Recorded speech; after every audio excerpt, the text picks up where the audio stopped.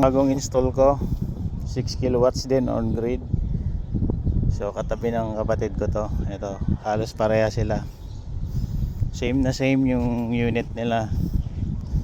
Solis na 6 kilowatts.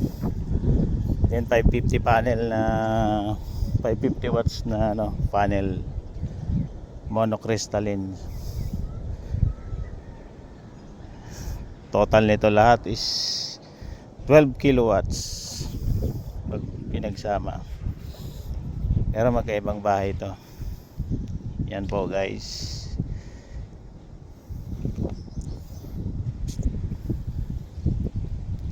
Success.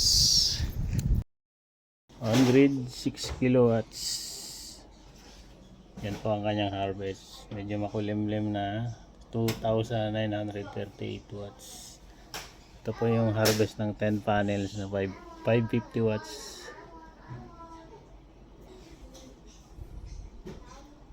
Success.